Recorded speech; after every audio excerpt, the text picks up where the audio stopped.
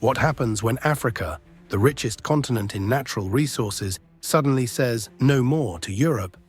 When 10 African nations, under the leadership of Captain Ibrahim Traoré, unite to block raw material supplies to Europe, the world order begins to shift. This single move is sending shockwaves across the globe. Factories in Europe are slowing down, energy prices are spiking, and governments are panicking. But what led to this shocking decision? And what does it mean for Africa's future and Europe's survival? Stay with me, because this story is only just beginning. To understand this bold move, you first need to understand the man behind it.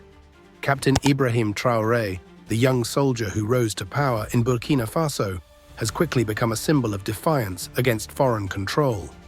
His military uniform, his fiery speeches, and his unshakable conviction have turned him into the face of Africa's resistance. But Traoré wasn't satisfied with leading just one country. From the very beginning, his eyes were on something bigger. He saw a continent bled dry of its wealth for centuries, and he dared to ask, why must Africa remain poor when Africa holds the world's riches? And that question, dangerous as it was, would change everything. Before we dive deeper into how Traoré built a secret alliance with other African leaders, make sure you hit the subscribe button, like this video, and tap the notification bell so you never miss the next big story shaping Africa and the world. For decades, Africa has been the engine behind Europe's prosperity. The gold in European banks, the oil that powers its cars, the cobalt in its electric batteries, much of it comes from African soil. Yet while Europe grew rich, Africa remained trapped in poverty. Think about it. Africa has 40% of the world's gold, 90% of its cobalt, 12% of its oil, and yet in city after city, people struggle to find jobs, stable electricity, or fair wages. This injustice became the fuel of Traoré's movement.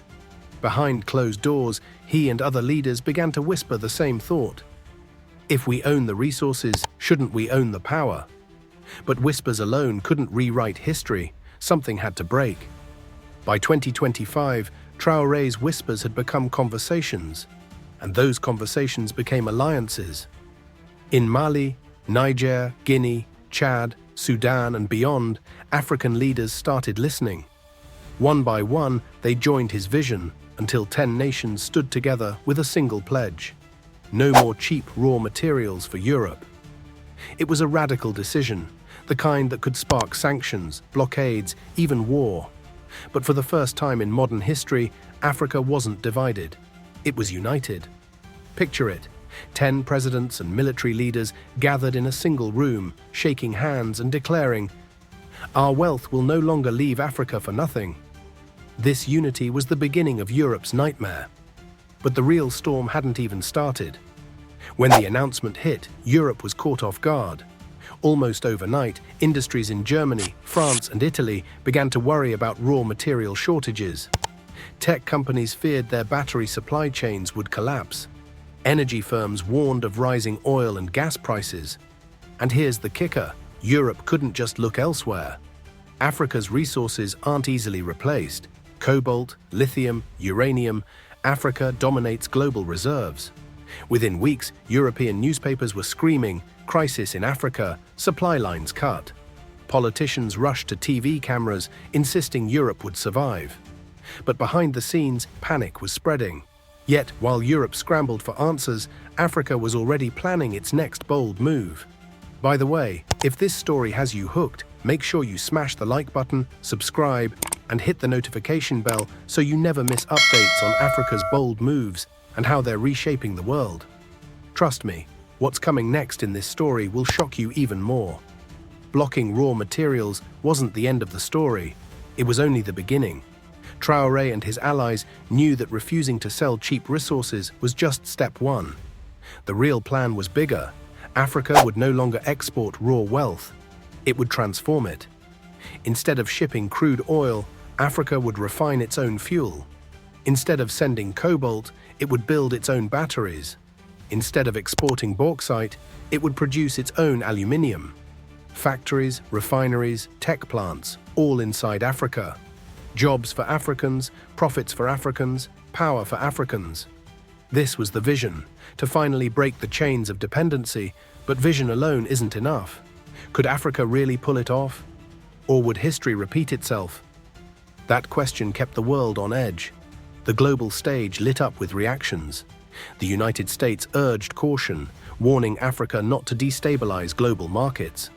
China, on the other hand, smiled quietly, seeing an opportunity to deepen ties with Africa. Russia voiced its support, framing it as Africa's right to sovereignty. But Europe roared with anger. Politicians in Brussels threatened sanctions. France hinted at military pressure. Some European companies even demanded governments take action to restore supplies. Yet Africa, under Traoré's lead, stood firm. Their message was simple: we are not Europe's mines. We are Africa, and we decide our destiny. But the standoff was about to take an even more dramatic turn. As negotiations began, Europe expected the usual outcome: raise the price, sign new contracts, and keep the materials flowing. For decades, money had been the solution to every African problem. But this time, Africa shocked the world. This blockade wasn't about money, it was about respect, fairness, and sovereignty. Traoré and his allies demanded something Europe had never truly given: equal partnership.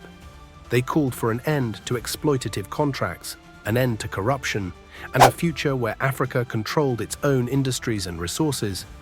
Suddenly, the raw material blockade transformed into something much bigger: a political revolution. A revolution that wasn't just about Africa selling to Europe, but about Africa deciding its destiny. Yet the question loomed: could Africa's fragile unity survive under Europe's pressure?